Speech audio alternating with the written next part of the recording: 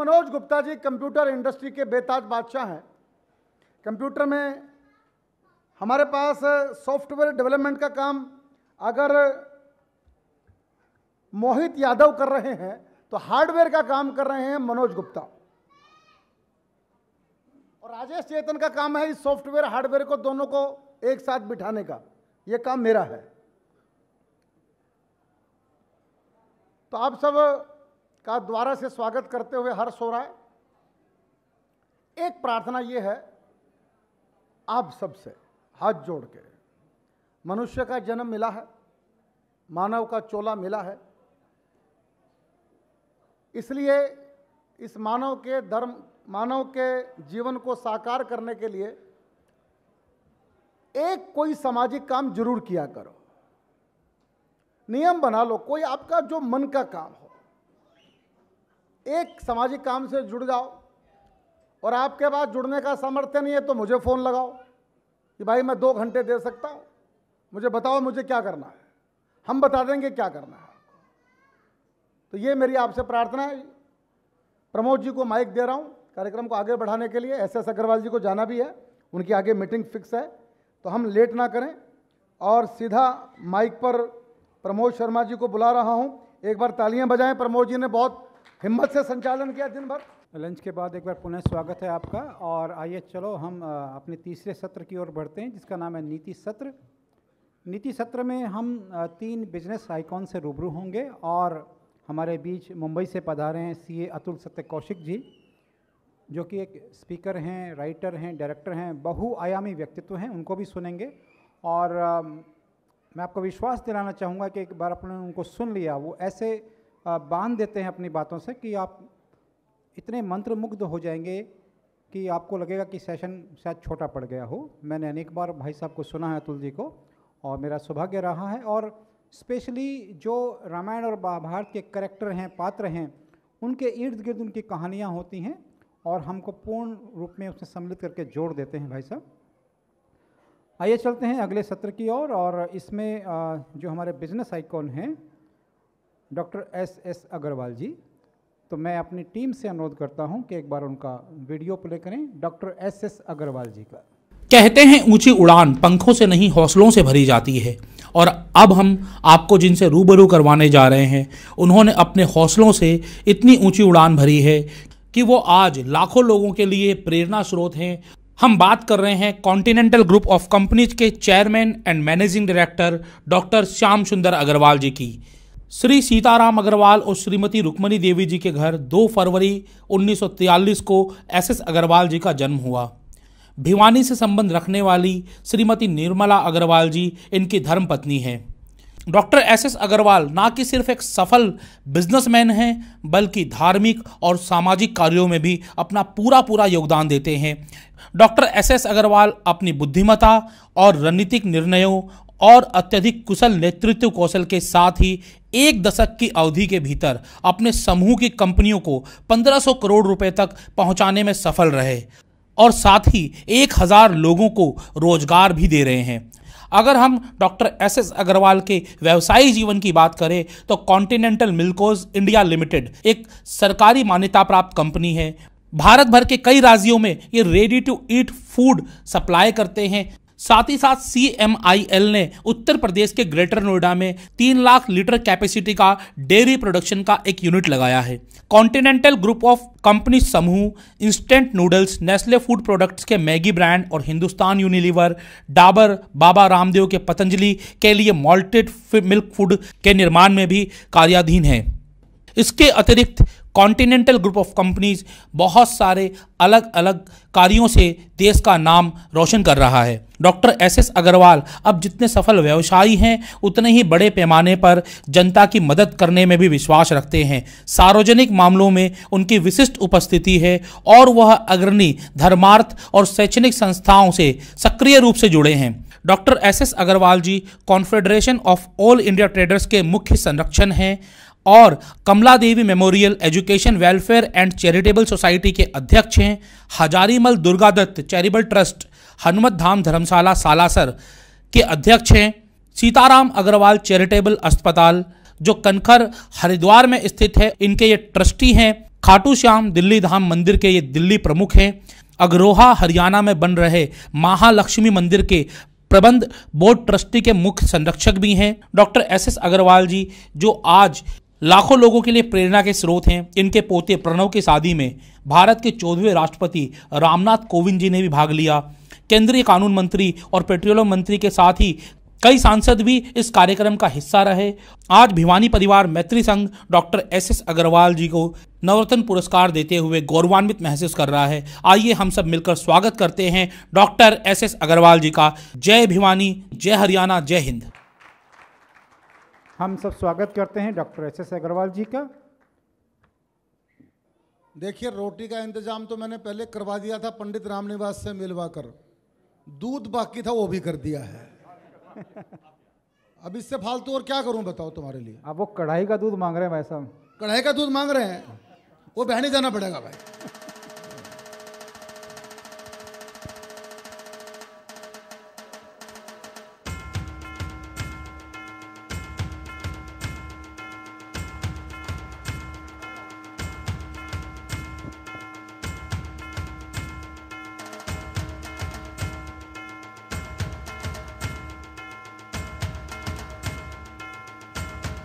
Doctor S Agarwal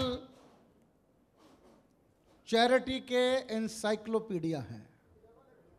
इनके दर से कोई खाली नहीं जाता।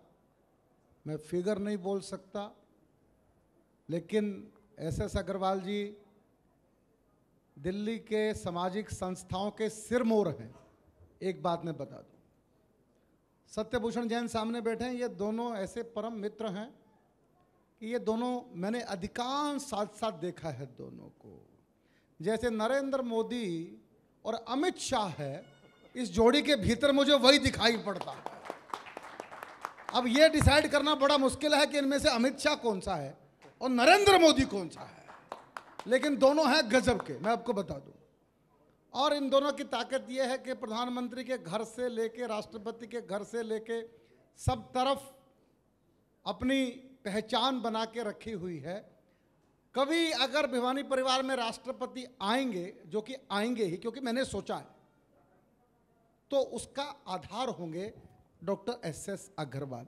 मैं आज आपको बता रहा हूं, क्योंकि अग्रवाल साहब की ये है कि सबसे संपर्क बना के रखते हैं। आज आप भिवानी परिवार में आए हैं, हम आपका अभिनंदन करते हैं, स्वागत करते हैं। इनके साक्षात्कार के लिए मीनाक्षी गर्ग उपस्थित हों और बात करें। अच्छा, परसों हनुमंत धाम राष्ट्रपति जाके ही हैं। लो, मैंने जो कहा था मुझे पता नहीं था इस बात का। परसों ही राष्ट्रपति को हनुमंत धाम सालासर लेकर गए हैं। तो आप लगा लो मैंने गलत तो नहीं बोला। मेरे मतलब सब कॉन्शियस माइंड में कुछ चलता रहता है, समझ लो बात को। मैं जो बोल देता हूं मेरे से देख के पंगा लिया करो। मैं आपके बारे में कुछ बोल दूंगा तो फिर वो हो जाता है। हाँ, अच्छा ही बोलता हूँ, खराब तो मैंने मंगल ही मंगल है जीवन में मेरे, और मैं कुछ जानता भी नहीं इसके अलावा। आइए मीनाक्षी जी, माइक दे दे आपको, उधर सर को माइक दे दे। हम लोग चलते हैं, बता दो उसको टाइम बता दो। आदरणीय भिवानी परिवार के सभी सदस्य और श्री एस अग्रवाल जी, मेरा सादर प्रणाम है आपको। मैं सर्वप्रथम तो आपसे जानना चाहूँगी, अभी तक हमारे जितने भी नवरत्ना आए सब भिवानी बॉर्न ही थे। आपका भिवानी से संबंध कैसे जुड़ा और कब जुड़ा, और उसके विषय में आप कैसा महसूस करते हैं? मैं बहुत अच्छा महसूस करता हूँ। मेरा भिवानी परिवार से संबंध जुड़ा 1964 में, क्योंकि 1964 में मेरी शादी भिवानी परिवार में हुई। हालांकि मेरी एंगेजमेंट तो 7-8 साल पहले हो चुकी थी, कारण मेरे फादर और मेरे जो ससुर फादर इन लॉ थे बहुत क्लोज फ्रेंड थे। एक बार ऐसे ही ताश खेलते खेलते दोनों ने कहा भी हम अच्छे दोस्त हैं, क्यों नहीं हम लोग अच्छे संबंधी बन जाए। देखिए, एक फिल्मी स्टोरी चल रही है हमारे सामने।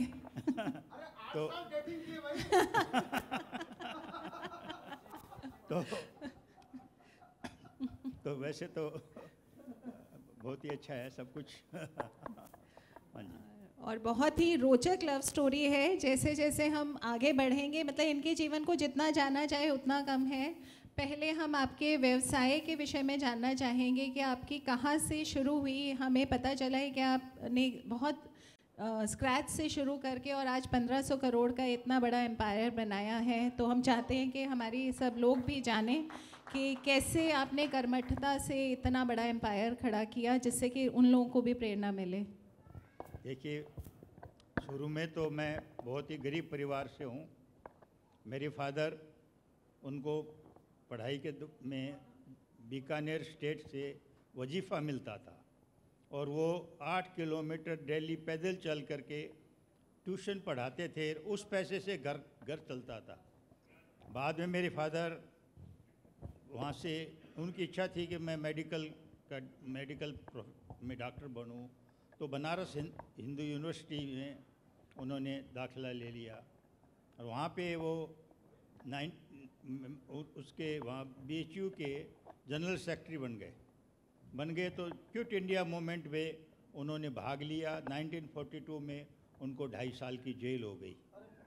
जेल होने के बाद में देखिए, जेल के अंदर में जो अपने लाल बहादुर शास्त्री जी और मदन मोहन मालवीय जी के सेक्रेटरी के रूप में उन्होंने काम किया।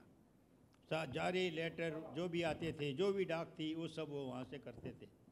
फिर जैसे जेल से रहे हुए तो उनको उस टाइम में देश आज़ाद नहीं हुआ था, तो उनको राजस्थान, हरियाणा, दिल्ली, इस सब जगह से उनको वो मतलब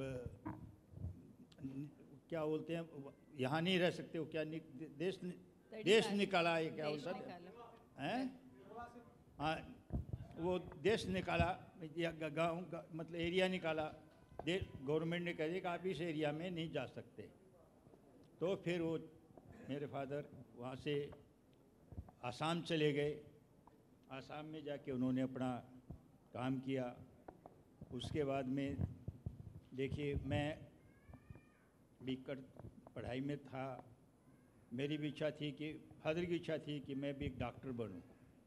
डॉक्टर बन कर के मैं पटियाला मेडिकल कॉलेज में मैंने एडमिशन भी लिया और 1.5-2 साल तक मैं वहाँ रहा। बाद में फादर को हार्ट अटैक हो गया, इसलिए फिर एडमिशन, इंटरस्टेट एडमिशन पॉसिबल नहीं था। बाद में फिर परिवार वालों ने यही डिसाइड किया कि भाई अब डॉक्टर बन के क्या करोगे, बिज़नेस संभालो। आखिर तो बाद में बिज़नेस ही करना है। खैर, किस्मत में नहीं लिखा था डॉक्टर बनना, इसलिए बिज़नेस में आ गया। देखिए, आज हमारे लिए बड़े गर्व की बात है कि एक बहुत बड़े स्वतंत्रता सेनानी के सुपुत्र हमारे बीच हैं। तो हमें बहुत गौरव हो रहा है इस चीज़ पे। और ये कहते हैं कि ख्वाहिशें भले ही छोटी हो, लेकिन उसे पूरा करने के लिए दिल ज़िद्दी होना चाहिए। और वही दिल हमारे डॉक्टर SS अग्रवाल जी के पास था। और उन्होंने, चाहे वो मेडिकल प्रोफेशन में नहीं जा पाए, लेकिन अभी भी बहुत सी संस्थाओं से जुड़ के बहुत से रोगियों की सेवा करते हैं। तो इनडायरेक्टली एक डॉक्टर वाला काम वो कर ही रहे हैं। लोगों को जीवन दान देने का हमारे कैंसर केयर ग्रुप में भी उनका बहुत हमें सहयोग मिला है। और अब मैं आगे की यात्रा के विषय में जानना, अब हमने इनकी नागालैंड में एक बहुत रोचक घटना है। हमने सुना है कि इनकी जो बेटर हाफ हैं उनको सब भाभी जी के नाम से जानते हैं। आज भी सब उन्हें भाभी जी कहते हैं। तो मैं चाहती हूँ कि उस विषय में आप बताइए, जब नागालैंड में आपको किडनैप कर लिया गया और नागास के पास वो 1 हफ्ते तक रहे, तो इनकी हिम्मत की दाद देनी है कि बिना डरे। और उससे भी ज़्यादा मैं जानना चाहूँगी कि आप भाभी जी के बारे में हमें बताएं कि जो आपकी प्रेरणा स्रोत और हमेशा पल पल साथ रहीं। देखिए, शुरू से ही वो बहुत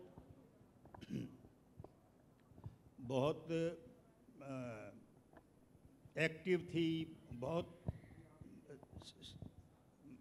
बहुत मतलब चतुर, मतलब पूरा बिजनेस उसने उस टाइम में, हमारा सारा बिजनेस उसी ने संभाला हुआ था।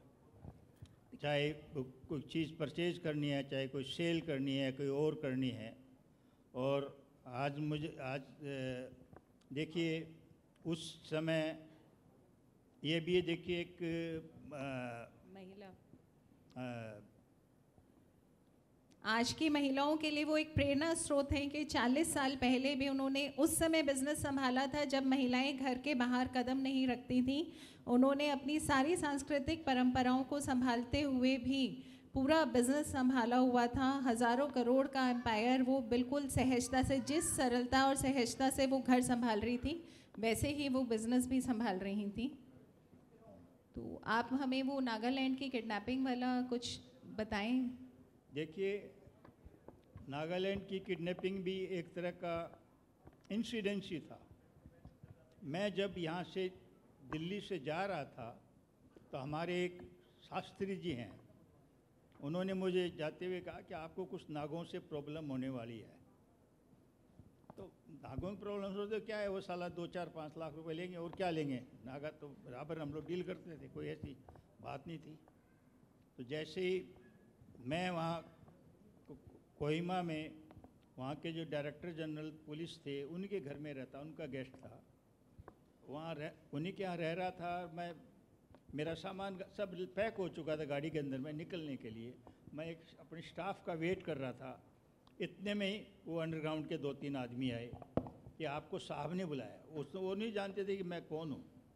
वो सोचे मेरा वहीं कोई एम्प्लॉइज हूँ, ले जाओ।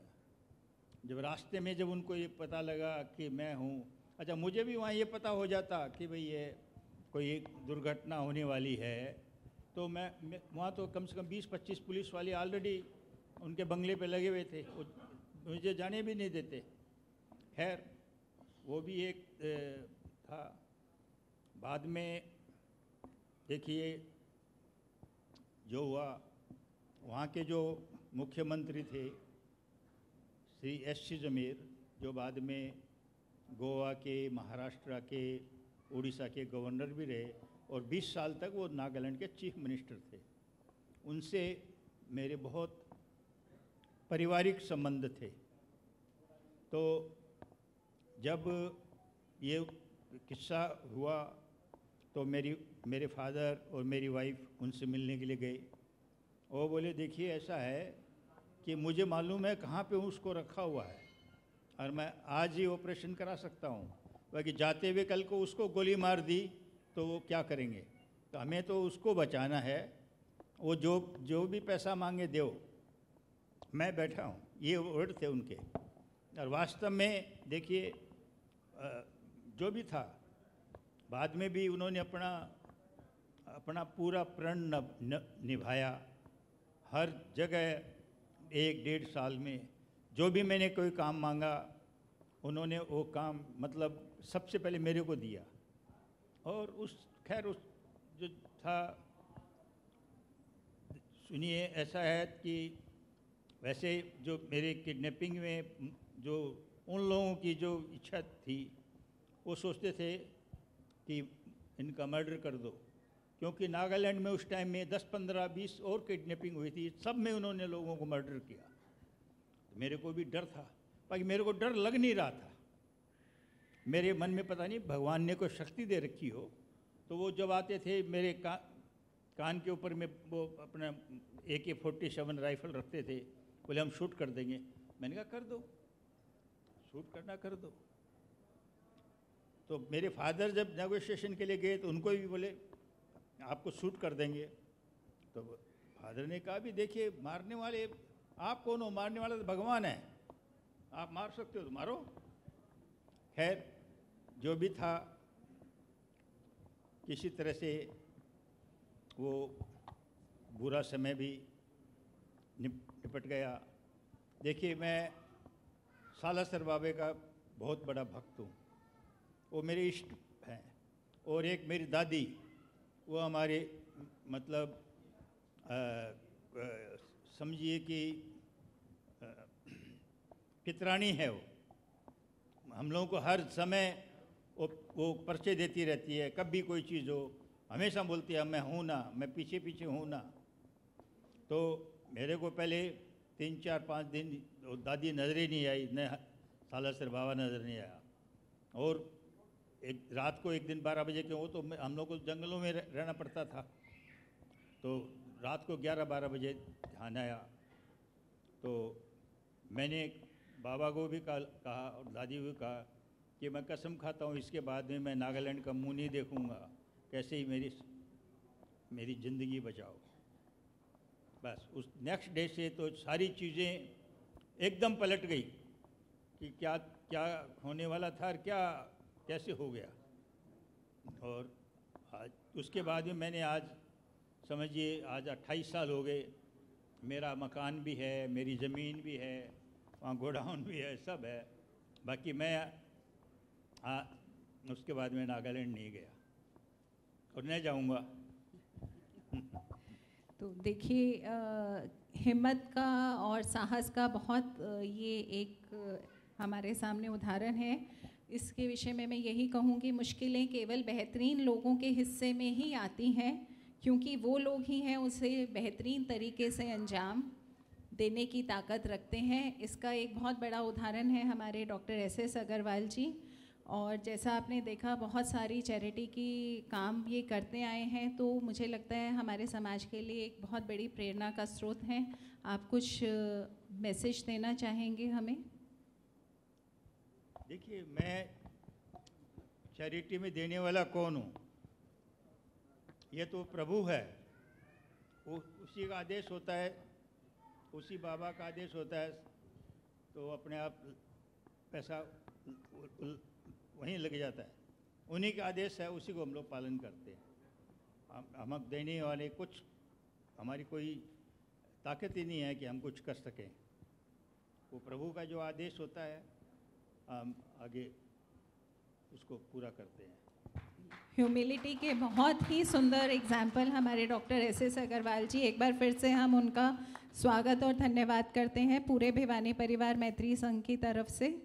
बहुत बहुत धन्यवाद सर। और नवरत्ना अवार्ड के लिए टीम आगे आ जाए। बस 1 मिनट की शेयरिंग करता हूँ, मैं इनका कैसे मिला। बात होगी कोई 4-5 साल पुरानी। जनरल वीके सिंह के ड्राइंग रूम में हम दोनों बैठे इंतजार कर रहे थे,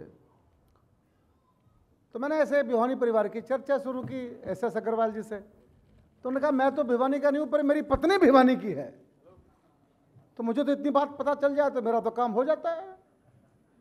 तो मैंने कहा जी आप अगर पत्नी भिवानी की है तो आप तो मेरे फूफा जी होगी भाई। तो बस वो बात शुरू होते होते होते होते पता लगा कि वो गांव तिकडाना के ही जहां मेरे पिताजी मैरिड है उसी गांव में मैरिड मिले।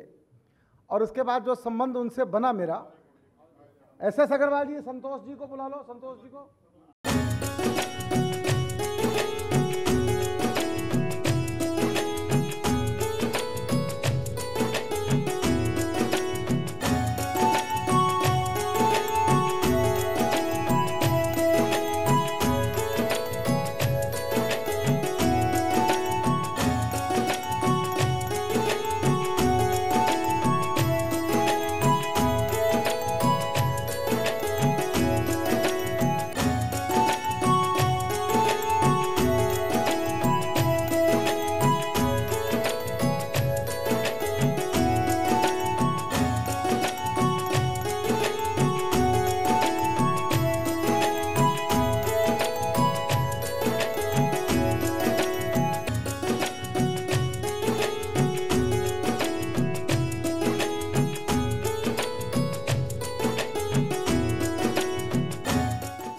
देखो दोस्तों, अब मुझे आपका सपोर्ट चाहिए। जिनको जल्दी थी वो निकल गए हैं, जो सीखना चाहते हैं वो यहाँ पर बैठे हैं। यस और नो?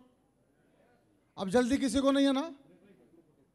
मैंने पहले बोला था कार्यक्रम शुरू होते ही कि जब ज़्यादा लोग सुनते हैं तो लगता है कौरव सुन रहे हैं। मेरी ये बात याद है? कम लोग सुनते हैं तो लगता है पांडव सुन रहे हैं। कौरव निकल लिए हैं। ये घर घर की कहानी है। मारे वाले पांडव बच रहे हैं। अगर आप निकले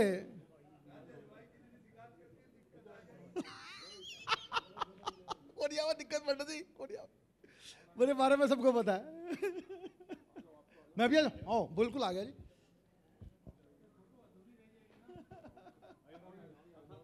साथ जाऊं?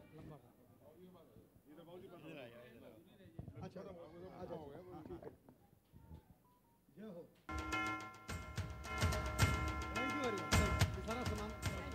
करो। हेलो मित्रों, एस एस अग्रवाल जी का हृदय से धन्यवाद।